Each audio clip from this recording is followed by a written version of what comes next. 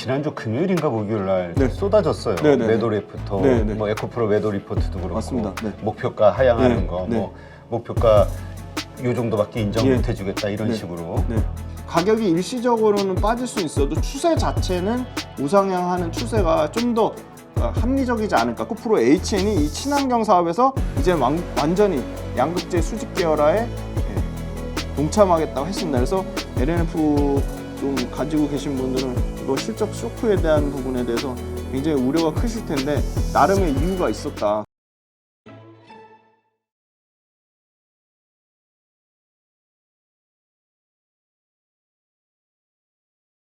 자, 그럼 이번엔 그 LNF도 그랬고 에코프로도 이제 IR을 했단 말이죠. 네네. 그리고 나서 이제 주가의 움직임들이 사실상 뭐 리튬 가격 때문이라고 보는 시각도 있습니다만 어쨌건 실적, 영업이익이 줄어들면서 네네. 지금 시장에 좀 쇼크가 있거든요. 네네. 이 부분도 한번 좀 짚어봐 주시죠. 네, 맞습니다. 지금 에코프로 BM 같은 경우가 굉장히 선방을 했음에도 불구하고 1,100억대 영업이익 나왔음에도 불구하고 시장에서 컨센 예상한 게 1,200억대니까 그거에 비하면 약 9% 정도 시장 컨센보다 못 나온 수준이거든요. 근데 이것도 좀 상대적으로 보셔야 되는 게 그 양극재 업체들의 판가 계약하는 거랑 그다음에 양극재 업체들이 원자재 원재료 가격의 그 원가 구매 구조에 대해서 정확하게 알 수가 없습니다. 그래서 이거는 회사 내부 정보기 때문에 요거에 대해서는 추정만 가능할 뿐이거든요. 그래서 실질적으로 보면 에코프로 BM이랑 포스코 퓨처엠은 상대적으로 이 판가에 대한 부분이 그 리튬 판가 빠진 부분에 대해서 크게 물론 뭐 실적 컨센 대비 9%는 빠졌지만 그렇게 엄청나게 실적이 깨지진 않았고요. 그리고 에코프로 그룹사 측면에서 그 에코프로 머티리얼즈로부터 그러니까 에코프로 이노베이션으로부터 수산화 리튬을 실제 클로즈 룹 시스템이라고 하죠. 그 자체적으로 해결하는 부분이 아직 비중이 엄청 크지 않다고 합니다. 그래서 그게 점차적으로 비중을 늘려가고 있는 과정 중에 있기 때문에 점점 내재화율은 당연히 커질 거라고 보고 있고요. 그러면 당연히 내재화율이 커지면 커질수록 원가 구조가 좋아지고 있기 때문에 에코프로 BM이나 에코프로 그룹사 측면에서는 내재화율이 올라가면 올라갈수록 원가 구조가 좋아지고 마진이 좋아지기 때문에 사실은 에코프로 머티리얼즈도 그렇고 에코프로 이노베이션도 그렇고 에코프로 이노베이션도 이익률이 깨지지 않을 거라고 깨질 거라는 예상했음에도 불구하고 2분기 영업이익률도 26% 영업이익률을 기록을 했거든요. 그래서 실적이 전반적으로 나쁘지 않았다. 그리고 에코프로 BM에 대해서 최근에 레포트가 엄청 부정적인 네. 레포트가 많이 나왔습니다. 그러게요. 지금 뭐 그 뭐라 그럴까? 아주 그냥 지난주 금요일인가 목요일날 네. 쏟아졌어요. 네네네. 매도 리포터, 네네. 뭐 에코프로 매도 리포트도 그렇고, 맞습니다. 네. 목표가 하향하는 네. 거, 네. 뭐 목표가 요 정도밖에 인정 예. 못 해주겠다 이런 네. 식으로. 네. 그 지금 말씀 주신 대로 20만 원 뭐 현재 가격에서 반토막 난 목표가도 있었고요. 최고 높은 거는 47만 원대. 그러니까 47만 원도 현재 뭐 39만 원인데 지금 오늘 주가가 좀 빠져가지고 그래도 한 20%밖에 상승 여력이 없는 거죠. 지금 그 근거는 보니까 첫 번째가 2030년 거까지 밸류를 다 땡겨온 거다. 2030년 거까지 밸류를 땡겨왔다는 의견이랑 두 번째는 이제 판가가 계속 하락한다는 부분인데 물론 지금 오늘자로 체크해 보니까 그 탄산리튬 한국광물자원 서비스에서 보는 탄산리튬 가격이 300불이 깨졌습니다. 근데 저희가 이 매일매일 가격을 체크하지만 전반적인 추세나 방향성으로 봤을 때는 리튬이 수요와 공급 상황에서 공급이 부족한 건 맞거든요. 지금 수요는 리튬에 대한 수요는 전기차만 있는 게 아니고 ESS 에너지 저장 장치도 있고 그다음에 여러 각종 그 전기를 기반으로 하는 모빌리티 이동 수단에는 다 지금 이 배터리를 쓰기 때문에 그 장기적으로 봤을 때는 애널리스트가 예측하는 것보다는 이 광물과 관련된 지질과 관련된 이 업계에 계신 전문가들은 분명히 2030년부터는 오히려 수요 공급 상태가 더 부족해질 거다. 그러니까 더 그 초과 수요가 더 많을 것이라는 의견이 더 설득력이 있기 때문에 가격이 일시적으로는 빠질 수 있어도 추세 자체는 우상향하는 추세가 좀 더 그러니까 합리적이지 않을까, 그렇게 근거를 보는 게 더 합리적이지 않을까 보고 있어서, 물론 최근에 역시 5월 달에 단기간에 탄산리튬 가격이 100% 오르니까 또 한 20% 가까이 조정이 나오고 있거든요. 그래서 그 가격에 따라 계속 판가가 빠질 것처럼 그렇게 얘기를, 레포트에는 그렇게 돼 있는데 그건 좀 아닌 것 같고, 일단 그 레포트에도 보시면 3분기까지는 에코프로 BM의 양극재 판가가 빠지고 4분기부터는 판가가 좀 올라갈 거라고 다시 보고 올라간다. 있거든요. 다시 올라간다. 3분기까지가 아마 최악의 구간을 지날 것이다. 그렇게 얘기를 하고 있거든요. 그래서 판가가 빠지는 부분은 이 출하량, 물량 자체로 지금 극복이 가능할 것이라고 보여요. 왜냐하면 지금 에코프로 BM뿐만이 아니고 포스코 퓨처엠, LNF, 코스모 신소재 모두 3분기에는 전 분기 대비해서 평균적으로 출하량 20% 이상 증가한다고 봤더라고요. 그래서 출하량 Q가 물량이 증가하기 때문에 판가를 빠지는 부분은 한 분기만 더 버티자, 3분기까지만 버티면 4분기부터는 판가가 좀 정상화될 거라고 보고 있고요. 그 다음에 에코프로 그룹사 측면에서 굉장히 좀 인상적인, 이것도 역시 밸류체인 수직 계열화와 관련된 건데 인상적인 발표를 해가지고 요거 제일 중요한 특징적인 내용이라서 말씀드리면, 네, 에코프로 그 그룹사 IR에서 밝힌 좀 특징적인 게 있어서 꼭 말씀드려야 될 것 같아가지고, 에코프로 BM하고 에코프로는 빠졌는데 에코프로 HN은 금요일날 상가가 갔거든요. 네. 그게 역시나 이 밸류체인 수직 계열화의 에코프로 HN도 이제 수혜를 받겠거나 그런 기대감입니다. 그래서 에코프로 HN 같은 경우는 전지재료 사업 진출을 이제 본격화하겠다고 했습니다. 그래서 그걸로 고수익화 하겠다고 한 부분이 상당히 기대감을 갖고 있는 것 같고요. 세 가지 포인트입니다. 리튬염을 활용한 전액 첨가제고요. 네, 첨가제가 가장 1순위고요. 그 다음에 양극재를 담는 용기, 도관이라고 하죠. 요게 2순위. 그 다음에 양극재의 에너지 밀도를 향상시키기 위한 첨가물, 도판트입니다.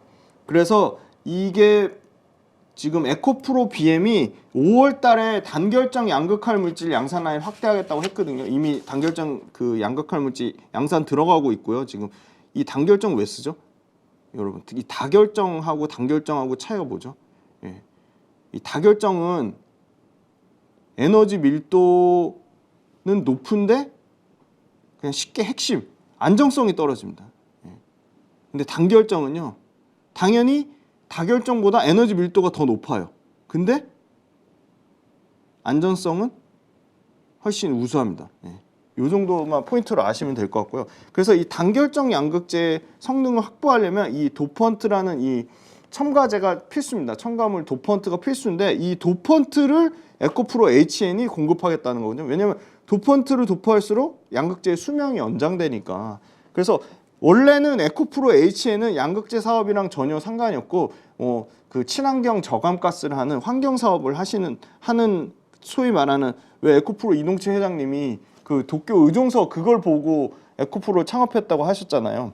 그래서 이 에코프로의 모태가 되는 기업인데 에코프로 HN이 이 친환경 사업에서 이제 완전히 양극재 수직 계열화에 동참하겠다고 했습니다. 그래서 이 도펀트를 한 이유가 있습니다. 이게 상당히 기술 진입 장벽이 높지 않고요. 특히나 이 중국 의존도가 이게 상당히 높습니다. 그래서 이 부분을 두 가지를 다, 기술 진입 장벽도 낮으면서 중국 의존도를 줄이면서 에코프로 그룹사의 소위 말하는 밸류체인에 도움이 되기 위해서 에코프로 HN이 이 전액 첨가제, 첨가물 도펀트, 그 다음에 도가니 사업을 하겠다고 했습니다. 이 도가니 사업 같은 경우는요, 저 도가니가 네. 아, 뭘까? 궁금해하시는 분이 있을 것 같아요. 네, 맞습니다. 우리가 이거 저거 음식 중에도 도가니가 있잖아요. 있죠. 네. 도가니탕. 네. 음식 얘기하니까 네, 도가니 한 그릇 먹고 싶습니다. 이 도가니가요, 양극재를 담는 그릇인데요. 이걸 엄청 그 굽는 과정 있잖아요. 소성 과정에서 몇백 도에 굽거든요. 근데 이게 장기간 고열로 계속 불로 가열시키니까 균열이 엄청 작고요. 이제 깨지고 하는 거죠. 그래서 그거를 엄청난 교체를 자주 해야 되니까 그게 다 에코프로 그룹사 측면에서는 다 고정비로 발생을 하는 거죠. 비용 네. 발생하니까 이거 우리가 직접 생산해서 비용을 줄이겠다는 거거든요. 그럼 당연히 이러면 에코비의 이익률이 좋아질 수밖에 없죠. 그리고 이 에코프로 HN의 이 대표 김종석 대표님이 완전히 이 전지재료 전문가십니다. 이 제일모직에서 연구개발하고 삼성 SDI에서도 전지재료 팀장하신 분이거든요. 그래서 아마 이 오히려 이 친환경 저감가스보다는 이 에코프로 HN의 요 그 소위 말한 양극재 밸류체인 이 도펀트하고 아까 첨가제 쪽에 상당히 좀 힘을 실어줄 것 같습니다. 그래서 충북 진천에 지금 15,000평 시설 투자를 하고 있거든요. 그래서 이거 관련돼서 아마 에코프로가 전체적으로 이 밸류체인 더 활성화되면서 가격 경쟁력까지 확보하지 않을까. 저는 긍정적으로 보고 있습니다. 이거는 에코프로 HN의 문제가 아니라 에코프로 BM과 에코프로 그룹사 전체적인 원가 경쟁력이 레벨업되는 순간이라고 보고 있겠습니다. 네, 그렇군요. 하여튼 에코프로 HN이 상한가를 가길래 여기서 IR에서 무슨 얘기를 했길래 네, 네. 아니면 도대체 왜 저런 현상이 벌어질까 궁금했었는데 네. 이제 밸류체인 상에서 맞습니다. 네, 네. 이제 역할 분담이 하나씩 나오는군요. 네, 맞습니다. 그게 이제 저 회사의 그 어떤 성장성 이익으로 갈 성장성과 테니까. 이익으로 갈 거라고 보고 있고 전체 에코프로 BM한테는 또 원가 절감이 되기 때문에 마진율 향상까지 나올 것이라고 보고 있습니다. 그다음에 이제 LNF 실적이 나왔거든요. 네, LNF도 저 실적 쇼크라고 표현을 했죠 이번에. 네, LNF 완전 어닝 쇼크가 나왔습니다. 네, LNF 실적이 나왔는데요. 와, 그 영업이익에서 특히 95% 실적 컨센보다 깨졌거든요. 그러니까 이게 뭔가 굉장히 상당히 좀 구조적으로 문제가 뭔가 발생한 게 아니냐 그런 우려가 있었는데 일단 요거는 이제 비즈워치 자료를 비즈워치 그 기사를 가져왔는데요. 매출은 1조 3,680억. 네. 매출은 최대치를 기록을 했고요. 분기별로. 근데 이익에서 30억을 기록했습니다. 시장에서 예상한 컨세인이 한 560억 정도니까 상당히 컨센을 미달하는 어닝 쇼크가 나왔습니다. 어닝 쇼크가 나왔고요. 네, LNF 같은 경우는 그 영업이익이 왜 이렇게 깨졌냐 30억 그게 중요한데 사실은 얘네가 그 재고자산 그러니까 비싼 원가에 들어와서 갖고 있는 게 1.6조 정도 됩니다. 이 중에 일회성 비용으로 그러니까 재고를 떨기 위한 일회성 비용으로 추정하는데 150억에서 200억 정도가 일회성 비용으로 비싸게 들어온 사급. LNF 같은 경우는 이제 그게 없다 보니까 밸류체인이 없다 보니까 그 사급이라 그래가지고 알아서 완성차 업체가 테슬라가 사주는 그냥 리튬을 쓰거든요. 근데 우리도 사급 비중을 줄이겠다. 사급 비중을 줄이고 LNF도 이제 전구체에는 JH 케미칼이랑 심지어 이제 LS 그룹이랑 합작해서 이번에 새만금에 공장 한 거 그거 이제 아마 그러면 LNF도 수익 구조가 좋아질 거로 분명히 보고 있습니다. 근데 이제 아무튼 사급 구조로 테슬라한테 받아 쓰는 원재료가 65% 이상 되거든요. 60%가 넘기 때문에 이게 어떻게 보면 판가가 리튬 판가가 빠질 때는 굉장히 좀 안정적인 거죠. 근데 오히려 LNF 측에서는 이 원재료 65% 사급 구조의 비중을 줄이고 테슬라도 비사급 구조로 가겠다. 그럼 그 사급에서 비사급으로 가겠다. 오히려 사급 구조 비중을 유지했으면 지금 최근에 리튬 판가 빠질 때 이익률이 덜 깨졌을 텐데 이런 재고자산 1조 6천억에서 이 일회성 비용 떤금 부분 그다음에 그 LNF 그 주가가 많이 빠져가지고 그 소위 말한 주식 관련된 뭐 파생상품 평가 손실 부분도 있고 그래서 여러 가지 실적적인 좀 우려가 있었습니다. 그런데 사실 앞으로는 그럼 LNF 실적이 계속 그렇게 깨질 거냐?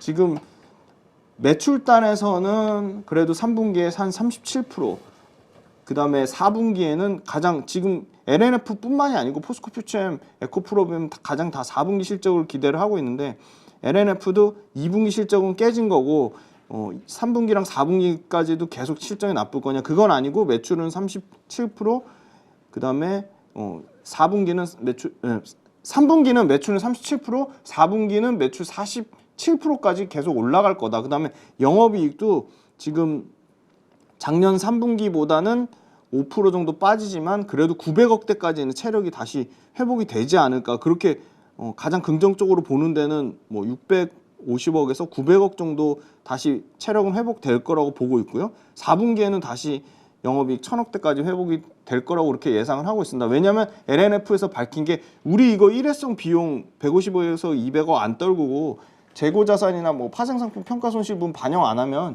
연간 영업이익 우리 분기 영업이익 700억 정도는 됐었다. 그래서 이거 일시적인 거다 그렇게 밝힌 부분이 있었거든요. 그래서 LNF 좀 가지고 계신 분들은 이거 실적 쇼크에 대한 부분에 대해서 굉장히 우려가 크실 텐데 나름의 이유가 있었다. 근데 제일 중요한 거는 아까 말씀드린 그건 것 같아요. 테슬라의 저가 차종 비중이 확대되면 LNF가 테슬라에서 차지하는 입지가 계속 줄어들고 있기 때문에 그런 부분은 조금 팩트 체크가 필요하고 좀 리스크 요인이 좀 될 것 같습니다. 그런데 LNF가 2022년 그러니까 LNF가 상당히 IR도 보수적이고 굉장히 좀 에코프로비엠하고 상대적인 비교에서 좀 많이 열의를 차지했죠. 제일 첫 번째가 수직 계열화, 그다음에 이 IR 관련돼서 이제 주주들을 대응하는 대응 태도에 대해서 문제가 많이 됐었는데 좀 LNF도 26년 이후에 5조 이상 투자해서 40만 톤 생산하고 매출 24조, 영업이익 1조 2천억까지 해서 영업이익률 5%, 영업이익률을 굉장히 좀 보수적으로 잡았죠. 그래서 공격적으로 투자 목표를 밝혔고요. IR 관련된 임원도 새로 뽑겠다고 했고, 그리고 말씀 주신 대로 LS랑 새만금에 공격적으로 전구체 라인을 하면서 우리도 밸류체인 늦었지만 내재화하겠다고 했고요.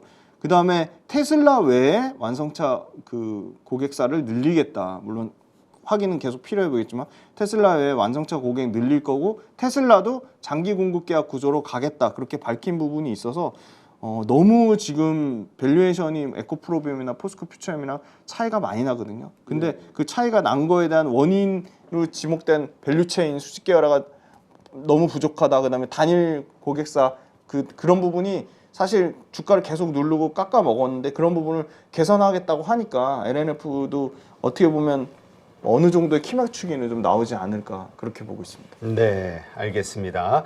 LNF 가지고 있으신 주주분들은 지금 상당히 속상할 거예요. 근데 사실 LNF만이 아니라 요즘 2차 전지 전체가 조정을 좀 받고 있기 때문에 에코프로 가지신 분들, 에코프로 BM 가지신 분들도 마찬가지일 것 같고요. 맞습니다. 네. 하여튼 지금 어쨌건 팩트 체크는 이렇게 해드렸으니까 이러한 정보들을 바탕으로 잘 판단하시기 바랍니다. 네.